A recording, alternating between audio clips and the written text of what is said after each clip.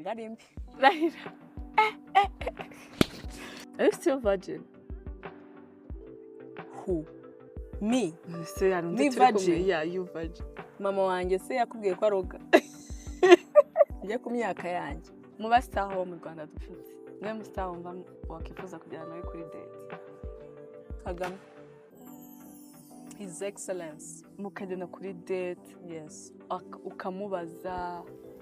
Dukurikije iyi video yo tubonamo Muyango na Aline Sano bari bishimye ndetse bizihiwe, aho Muyango yakomezaga baza Aline Sano ibibazo bigiye bitandukanye, amubaza ikigero ariho niba wenda yakuye amanota ngahe ku 10 kuko wenda azi gusomana, amubwira yuko ngo ari 10 ku 10, maze aramubaza ati ubwo noneho wasanga ubizi cyane, gusa amubwira yuko adakunda kwigereranya n'abandi, gusa ko ku ruhande rwe yumva abizi, ariko agenda akomeza kumubaza ibijyanye n'indirimbo ze, ibindi bigiye bitandukanye, kuko iki kiganiro cyitwa Who is my date aba ari ikiganiro kinini cyane aho gikunda gufata isaha, hafi isaha n'iminota 30. Haba harimo kuganira, gutebya ibibazo bigiye bitandukanye, guteka bagasangira, kubazanya n'ibindi bigiye bitandukanye, maze bakabasha kumenyana kurushaho, ndetse n'ababireba kuri YouTube channel ya Muyango bakunda gusobanukirwa umuhanzi wa nyine ube waje kuri iyo date kuri uwo munsi. Aho hano kuri date ntago Aline Sano ari we wa mbere n'uwa nyuma utumiwe, nyine nkuko mwamubonye higeze kuza Bushari, haza n'abandi benshi bagiye batandukanye, ariko Muyango nyine akunda kugenda abatumira kuko hajya haza na Baroskana n'abandi bose bagiye batandukanye, biterwa nyine na who is on my date, nyine uwo aba yahisemo kuwo munsi. Gusa nyine nkuko mwabyumvishe hano hari aho Aline Sano yageze aravuga ati urantutse nsaba imbabazi, niko Aline Sano yasubije Miss Muyango wamubaje niba akiri isugi, ngo gusa Aline Sano yararabyivu Miss Muyango wamubajije niba akiri isugi, amubwira ko amututse ndetse akwiye kumusaba imbabazi. Undi nawe arazimusaba amahoro, ajya yahinda. Ikiganiro bari barimo kirakomeza nk'ibisanzwe. Icyo ni ikiganiro Miss Muyango akunda gutegura cyitwa Who is my date. Kuva nyine Miss Muyango murabizi yuko uyu Miss Muyango yigeze kuba nyine yigeze kwitabira amarushanwa ya Miss, ni nayo mpamvu yitiriwe Miss, ndetse akaba akunze gukora ibikorwa bigiye bitandukanye, ndetse no kuba ari umu influencer kuri YouTube n'izindi mbuga nkoranyambaga zigiye zitandukanye, akaba ariyo mpamvu azwi cyane. Gusa mu mwaka washize ntago byari byiza ku ruhande rwe, kuko byarangiye atandukanye n'umugabo we Kimenyi Yves. Gusa Miss Muyango ntabwo byamuciye intege, yarakomeje atera intambwe ajya imbere, ari nabwo nyine yahise ahimba iyi content yitwa Who is my date. Kuri uyu munsi yari yatumiye Aline Sano. Ku rundi ruhande reka twigire mu bijyanye n'ubundi, turacyari muri entertainment. Muri gospel entertainment dusangaho ngo Israel Mbonyi yasimbuye Chris Ndasigwa na Sharon Gatete mu gitaramo Sick Conference Rwanda 2025. Iki ni igitaramo gikunda kubaho cyane. Iki gitaramo ngo kikaba kimariye nyine abakitabira ngo kuba bohoka bakakira agakiza, ndetse bakaba banafashwa n'imitima yabo igahumurizwa mu gihe ari babandi baba bageze mu bibazo bya kure. Ati Israel Mbonyi yasimbuye Clayson Ndasingwa na Sharon Gatete bari bamaze iminsi bemejwe ko ari bo bazafatanya n'itsinda rya True Promises Ministries mu gitaramo cyo kurushaho kwegerana n'Imana cyiswe Sick Conference Rwanda 2025. Kambibutse iyi Sick Conference Rwanda 2025 ikunda kubaho buri mwaka, bivuze ngo na Sick Conference Rwanda 2024 yabayeho na 2022 na 2020, biterwa nyine nuko babipanze. Gusa amatariki niyo aba adahuye, ndetse rimwe na rimwe n'ukwezi, nubwo bikunda kuba mu kwa 12, ariko hari n'igihe bishobora no kuba mu kundi kwezi bitewe nuko Imana yabayoboye. ahangaha naho ndaza kubereka akavideo gatoya katarenze umunota aho ngo Israel Mbonyi ngo nk'uko mu mwaka washize ngo bigeze gusenga ngo bavuga bati nyine icyo gihe basengeye muri sale icyo giterane cyari buberemo kuko icyo giterane aba ari kinini cyane Kigali kandi kigahuriramo n'abantu benshi haba harimo intebe nyinshi ibihumbi n'ibihumbi ngo asengera buri ntebe ngo avuga ati byibuze uri bugere muri iyi ntebe presence ye ize kumubera umugisha agere we asange ibintu byose byabohotse ibi byose nibyo ndi bubagezeho ucyumvirijwe uhita wumva yuko utibeshye nk'ibisanzwe iyi nimenya byose ica kuvumbuza isho yo yibagezaho ndi Ken Chris nta gusaba wowe nyine utarakora subscribe kuba wayikora maze like na share kugira ngo ibiganiro byiza nk'ibi bijye bibasha kugera kure kandi kure ahashoboka reka ngo hikaze ahangaha reka twigarukire kuri iyi nkuru ya Aline Sano ndetse na Muyango abangaba bari batumiranye aho Aline Sano yari yatumiwe mu kiganiro cya Muyango ngo ku rundi ruhande ni ikiganiro Aline Sano yabajijwemo ibibazo bitandukanye byiganjemo iby'amatsiko yewe hari naho yageraga bikamugora kubisubiza ariko bijyanye n'uko ikiganiro ariko kimeze akihangana akabikora nk'uko byari bitegetswe Aline Sano ni umwe mu bakobwa bagezweho mu muziki w'u Rwanda uretse n'ibyo ariko ni no mu bakora cyane kuko nta mwaka upfa ubusa bivuze ngo Aline Sano ari mu bahanzikazi b'abanyarwanda bakora cyane aho ngo buri mwaka aba afitemo igihangano gishyashya kandi cyubakitse ari nako agenda akorana n'abantu bagiye batandukanya abanyarwanda abanyamahanga hirya no hino b'abahanzi bagenzi be muri uyu mwaka uyu muhanzi yasohoye indirimbo zirimo nka DM yaherukaga gushyira hanze Chop Chop yakoranye na Bensur wo muri Kenya Fire n'izindi zinyuranye ahangaha ni bimwe mu bikorwa Aline Sano ngo agenda akora cyane cyane ariko ngo bimuranga mu buhanzi bwiwe ahangaha hari mu kiganiro yakoranye na Miss Muyango ho Miss Muyango yagendaga ngo amubaza ibibazo bigiye bitandukanye bimwe bikamucanga ariko agapfa gusubiza uko abyumva kuko nyine biba bitegetswe ko muri kiriya kiganiro cyitwa Who is my dad nyine muganira hanabonekamo wenda n'ibibazo n'inyunganizi ukagenda uvuga gusa ahangaha Aline Sano ngo byarangiye ngo asabye Muyango ngo ko yamusaba imbabazi ngo bitewe ngo n'ikibazo yamubajije ngo yumvaga gisa nkaho kitari ngombwa kuko byarangiye anamubajije ati se ibyo ngibyo urarinda ubimbaza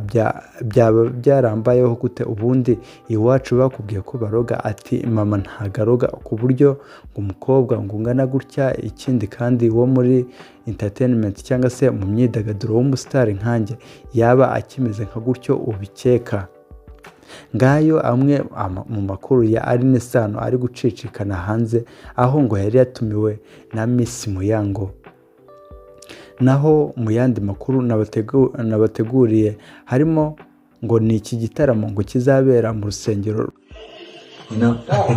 Side Holy Church tariki ya 14 Ukuboza 2025 cyateguwe n'umuvugabutumwa akaba n'umuhanuzi Vincent Mackey ubarizwa muri Leta Zunze Ubumwe za Amerika reka tubanze twumve iyi video ntoya yo Israel Mbonyi yatugejejeho ngo aho yari kugenda atambagira cyangwa se azenguruka muri sale yari buberemo icyo gitaramo cyangwa se kizaberamo ngo sengera buri ntebe kugira ngo uzayicaramo cyangwa se uzahagera wese azahabwa umugisha nubwo icyo gitaramo ngo azaba ari ubuntu gusa ntago tuzi impamvu ngo Israel Mbonyi yaba yasimbuye aba bahanzi babiri bari kuba bafatanya muri iki gitaramo barimo nka Rudasingwa ndetse na Sharon Gatete niba ari abaswa niba cyangwa se Israel Mbonyi hari ibindi bintu yakoresheje ntago tubizi cyakora reka tubanze dukurikirana iyi video maze ibi nabyo bindi turaza kubisanga muri iyi nkuru. I remember last year me and my team twaraje tugenda dukora kuri buri ntebe dusenga Imana tubwira ngo Mana turifuza ko umuntu wese uza mu gitaramo adataha uko yaje, naza arwaye akire, naza atishimiye ataha yishimiye, naza atanezerewe ataha yanezerewe, ubuzima bwe buhinduke just kubera gusa presence ye muri salle.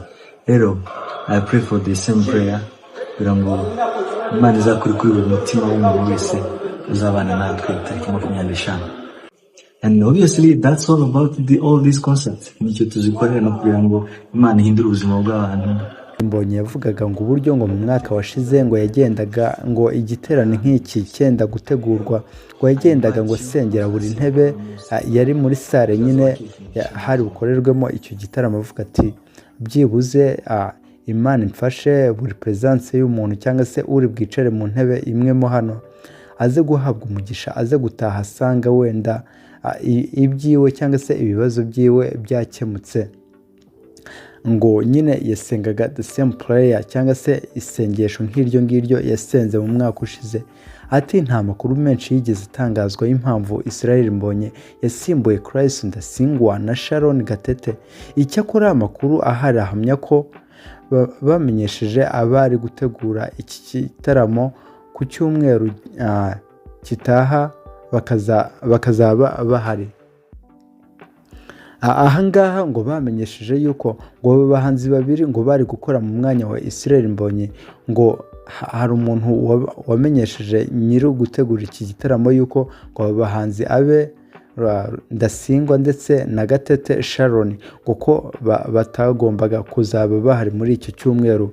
Israel Mbonyi wongewe muri iki gitaramo aturutse muri Tanzania, aho yataramiye kuwa gatandatu Ukuboza 2025 mbere yuko yerekeza muri Uganda kuwa 12 Ukuboza 2025, noneho akazataramira i Kigali kuwa 25 Ukuboza 2025 mu gitaramo yise Icyambu kigiye kuba ku nshuro ye ya 4. Ahangaha nubwo Israel Mbonyi ngo agiye kuzaza muri iki gitaramo yitwa Sikh Conference Rwanda 2025, ngo hari igitaramo n'ubundi yarasanzwe ari gukora muri iyi minsi, ari kugenda azenguruka ibihugu bigiye bitandukanye. Gusa ibihugu byo hanze ngo yenda kubirangiza, ngo ubu ngubu none agiye kuzatemberera cyangwa se kuzakorera iki gitaramo yise Icyambu mu ntara zitandukanye z'u Rwanda nka Kigali, Rubavu n'ahandi henshi yagiye ahatandukanye.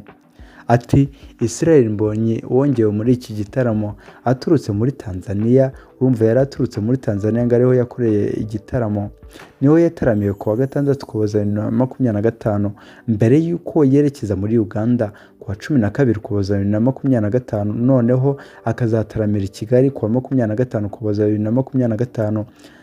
Iki gitaramo yise Icyambu kigiye kuzaba ku nshuro ya 4.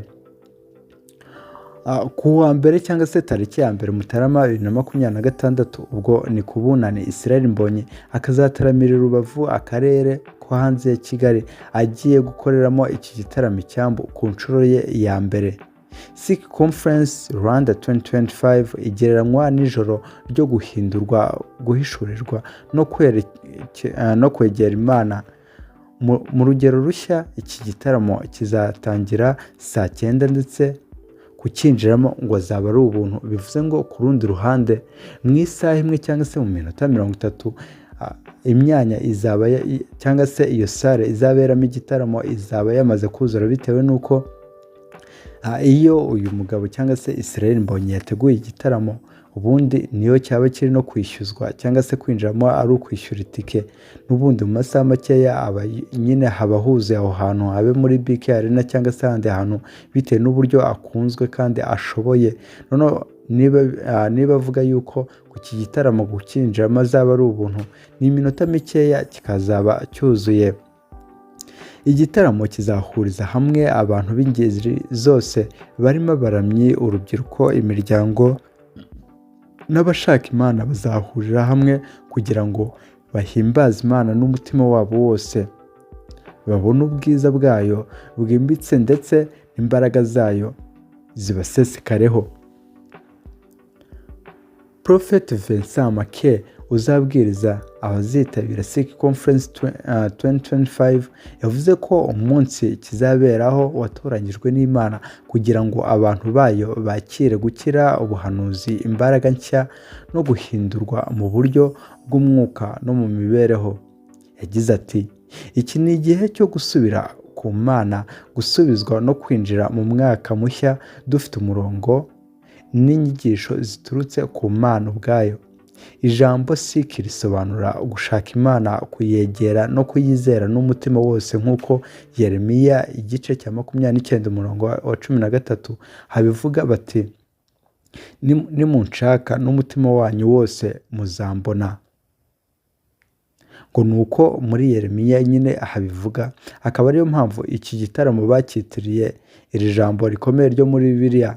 Abazitabira iki gitaramo kandi bazataramirwa na Boanerges Gospel Group yo muri Bethsaida Holy Church. Icyo ni igitaramo kizitabirwa cyangwa se kizarangwamo Israel Mbonyi wasimbuye aba bahanzi babiri barimo Sharon Gatete ndetse na Ndasingwa.